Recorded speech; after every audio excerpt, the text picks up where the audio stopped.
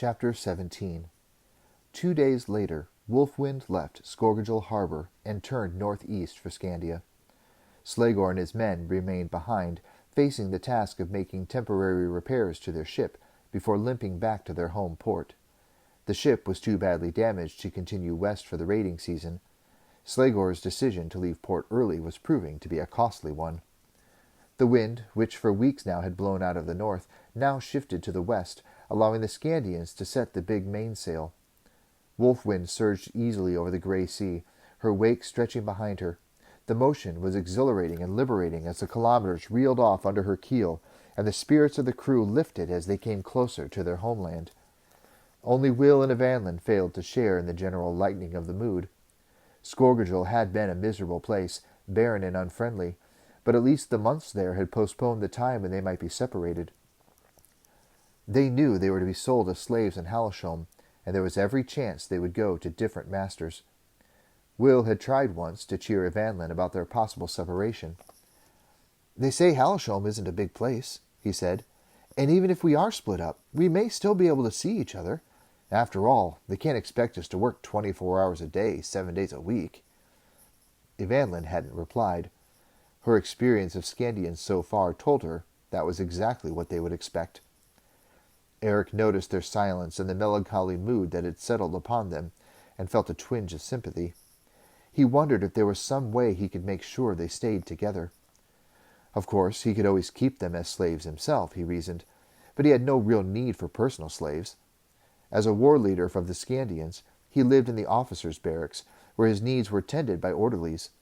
If he kept the 2 Oraluans as his own, he'd have to pay to feed and clothe them, and he'd have to be responsible for them as well.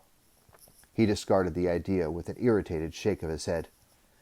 "Blast them," he muttered fiercely, driving them from his mind and concentrating on keeping the ship perfectly on course, frowning fiercely as he watched the pole needle floating on its gimbal bowl by the steering blade. On the 12th day of crossing, they made landfall with the Scandian coast, exactly where Eric had predicted they would fetch up. From the admiring glances the men cast at the Jarl, Will could tell that this was a considerable feat. Throughout the following days they edged closer to the shore, until Will and Evanlin could make out more detail. High cliffs and snow-covered mountains seemed to be the dominant features of Scandia. "He's caught Loka's current perfectly," Svengel told them, as they prepared to climb to the lookout position on the mast's cross-trees. The cheerful second-in-command had developed a certain fondness for Will and Evanlin. He knew their lives would be hard and pitiless as slaves, and he tried to compensate them with a few friendly words whenever possible. Unfortunately, his next comment, meant in a kindly fashion, was little comfort to either Will or Evanlin. "Oh, Will," he said, seizing hold of a halyard to haul himself to the top of the mast. "We shall reach home in 2 or 3 hours." As it turned out, he was mistaken. The wolf ship, finally under oars again, ghosted through the thick fog that shrouded the Halasholm harbor mouth barely an hour and a quarter later. Will and Evanlin stood silently in the waist of the ship as the town of Halasholm loomed out of the fog. It was not a large place. Nestled at the foot of a towering pine-clad mountains, Halasholm consisted of perhaps 50 buildings, all of them single-story, and all, apparently, built from pine logs and roofed with a mixture of thatch and turf.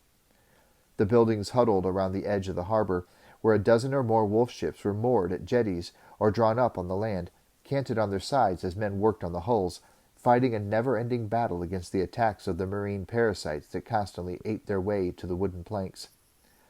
Smoke curled up from most of the chimneys, and the cold air was redolent of the heady smell of burning pine logs. The principal building, Ragnak's Great Hall, was built from the same logs as the rest of the towns, but it was larger, longer, and wider, with a pitched roof that let it tower above its neighbors. It stood in the center of the town, dominating the scene, surrounded by a dry ditch and a stockade. More pine logs, Will noticed. Pine was obviously the most common building material available in Scandia. A long, wide road led up the gateway to the stockade from the main quay. Gazing at the town across the glass-smooth water of the harbor, Will thought that, in another time and under other conditions, he would probably find the neatly ordered houses with the massive snow-covered mountains towering behind them, to be quite beautiful. Right now, however, he could see nothing to recommend their new home to him. As the young people watched, light snow began to drift down around them. "I should think it's going to be cold here," Will said quietly. He felt Evangelin's chilled hand creep into his. He squeezed it gently, hoping to give her a sense of encouragement, a sense that was totally foreign to the way he himself was feeling at the moment.